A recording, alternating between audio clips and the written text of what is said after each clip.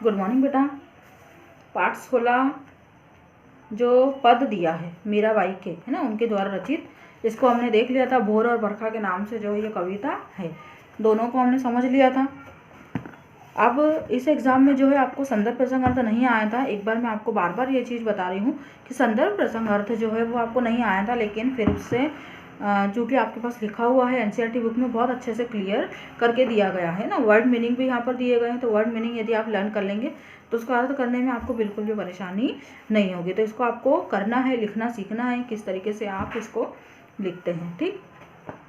तो प्रश्नों के उत्तर जो है कविता से वो हमने देख लिया था। कविता से आगे जो आपको टॉपिक वह भी हमने देख लिया था। आज हम यहाँ पर देखते हैं अनुमान और कल्पना। तो अनुमान और कल्पना में आपको क्या दिया है इसको देखते हैं हम। देखो, सुबह जगने के समय आपको क्या अच्छा लगता है। तो सुबह जगने के समय जब हम सुबह जागते हैं तो हमको जो पक्षियों की आवाज़ें वो अच्छी लगती है ना। मौसम जो आकाश में सूर्योदय होता है उस समय, यदि आप सुबह जल्दी जागते हैं तो सूर्योदय का समय जो होता है वह देखने में बहुत अच्छा लगता है ना। और इस समय लगभग सभी को जाग जाना चाहिए, क्योंकि सुबह का मौसम होता है वह सेहत के लिए भी अच्छा होता है।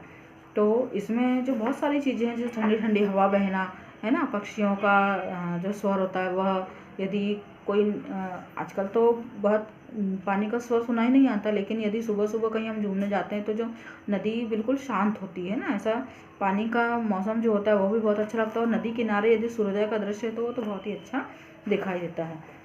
प्रश्न तो देखिए, यदि आपको अपने छोटे भाई बहन को जगाना पड़े तो कैसे जगाएंगे। हम बहुत ही प्रेम से, प्यार से उनको धीरे से जगाएंगे।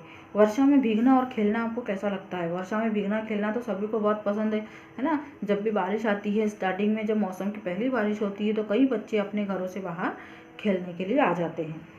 प्रश्न चौथा देखिए, मीराबाई ने सुबह का चित्र खींचा है, तो अपनी कल्पना और अनुमान से लिखिए कि नीचे दिए गए स्थानों पर सुबह, तो ये हमने कल जो वीडियो डाला था आपका उसमें देख लिया था। अलग अलग जगहों की जो सुबह का दृश्य होता है वो अलग अलग होता है, ठीक। अब इसके आगे हम देखते हैं भाषा की बात। जो आपको यहाँ पर क्या है, व्याकरण का पोर्शन है। तो यहाँ पर आपको दिया है, देखिए, कृष्ण को गौवन के रखवारे कहा गया है, तो जिसका अर्थ होता है गौओं का पालन करने वाले, है ना, उनकी रक्षा करने वाले। तो इसके लिए एक शब्द में हम बोलते हैं ना कि गोपाल या ग्वाल, जिसको गौवन के रखवार, जो गौओं की गायों की रक्षा करता है। तो नीचे दी गई पंक्तियां हैं, इनमें से पहली पंक्ति में रेखांकित शब्द जो है 2 बार आए हैं, तो दूसरी पंक्ति में भी 2 बार। इन्हें पुनरुक्त शब्द कहा जाता है। नन्ही नन्ही बूंदन मेहा बरसे, घर घर खुले किवारे। ये क्या, जैसे नन्ही नन्ही, है ना, घर घर, ये पुनरुक्त शब्द होता है। इसको हम पुनरुक्त अलंकार भी कहते हैं, है ना। पुनरुक्त शब्द भी होता है, पुनरुक्त अलंकार भी होता है। जो क्या होता है, एक ही शब्द जब बार बार रिपीट होता है। तो जो प्रश्न पहला आपको यहाँ पर दिया था, गौवन के रखवारे, है, जिस प्रकार से हम अनेक शब्दों के लिए एक शब्द पढ़ते हैं ना, तो उसी प्रकार से यह भी अनेक शब्दों के लिए एक शब्द ये है, यहाँ पर इसी प्रकार से बनते हैं वो भी। अब प्रश्न 2 में पुनरुक्त शब्द आपको दिया है, पुनरुक्त बार बार रिपीट होना, दोहराना। लेकिन अनुप्रास अलंकार जो होता है उसमें शब्द की आवृत्ति तो दोहराना, शब्द रिपीट होता है ना। लेकिन यहाँ शब्द नहीं, वर्ण रिपीट होता है। जैसे चारू चंद्र की चंचल किरणें खेल रही थी जलथल में, तो ल वर्ण की चारू में च आ रहा है, बार बार रिपीट हो रहा है ना, उस प्रकार से। लेकिन यहाँ पर पुनरुक्त अलंकार या पुनरुक्त शब्द उसको बोलते हैं जहाँ पर शब्द रिपीट होता है। तो इसी प्रकार से क्या दिया है आपको, 2 उदाहरण जो है वह बताना है, वाक्य में प्रयोग करना है, और विशेषण तथा संज्ञा की पुनरुक्ति के अर्थ में क्या अंतर है। जैसे मीठी मीठी बातें, फूल फूल महके, इस प्रकार से। तो विशेषण और पुनरुक्ति, तो ताजे ताजे फूलों की खुशबू का क्या कहना, ये ताजे ताजे शब्द आया है यहाँ पर। एक तो ये विशेषता, जैसे फूल की विशेषता ही बता रहे हैं कि ताजे ताजे हैं, और ताजे ताजे 2 बार रिपीट हुआ है, मतलब ये पुनरुक्त शब्द भी आ रहे हैं। छोटे छोटे बच्चों की प्रस्तुति ने मन मोह लिया, ये आपको सेंटेंस बना के भी बताया गया है। गरम गरम जलेबियां देख मुंह में पानी भर आया, ऊंची ऊंची चोटियां पर बर्फ जमी थी। और संज्ञा पुनरुक्ति शब्द देखिए यहाँ पर, गांव का बच्चा स्कूल जाने लगा है, ये संज्ञा वाले पुनरुक्ति शब्द आ रहे हैं। ये विशेषण आप समझ रहे हैं, इसको सेंटेंस को आप पढ़ेंगे तो आपको समझ में आएगा। जैसे पहले में विशेषण शब्द में क्या हो रहा है, जैसे फूल, कैसे फूल, ताजे ताजे, जलेबी कैसी, गरम गरम, चोटियाँ, पहाड़ मतलब जिसको बोला है वो कैसी है, ऊंची ऊंची है ना। और बच्चे, बच्चे कैसे हैं, छोटे छोटे। अब उसी प्रकार से यहाँ पे संज्ञा पुनरुक्ति शब्द उसको, जैसे गाँव का बच्चा बच्चा स्कूल जाने लगा है, अब तो गाँव गाँव में बिजली पहुँच गई है। फूल फूल पर भौरे मंडरा रहे थे या गुंजार कर रहे थे, उस दिन घर घर में सफाई अभियान चलाया गया। तो ये संज्ञा शब्द यहाँ पर आ रहे हैं, क्योंकि ये शब्द ये ऐसे क्या हैं जिनको हम देख सकते हैं, महसूस कर सकते हैं, मतलब ये नाउन वाले शब्द हैं। ठीक, अब यहाँ पर देखिए कुछ करने को, इसमें क्या दिया है, कृष्ण को गिरधर गोपाल, है ना, ये अलग अलग नामों से पुकारते थे, सभी को पता है। तो इसके पीछे कौन सी कथा है पता कीजिए, कक्षा में बताइए। तो गिरधर, गिर मतलब क्या होता है, पर्वत। गिर किसको बोलते हैं हम, पहाड़ को बोलते हैं, और धर मतलब होता है धारण करना।